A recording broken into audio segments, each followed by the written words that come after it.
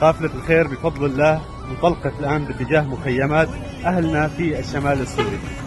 تبدأ حكايتنا لتجوب كل الأرض بحثا عن سعادتنا. هي حاجة للروح أن نحيا كرامتنا. ما من سبيل كالعطاء يسد حاجتنا.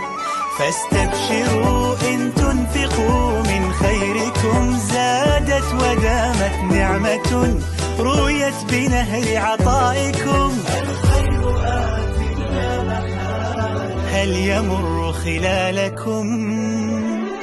الخير آت مهما تقلبت الأمور وتزلزلت عاد الثبات.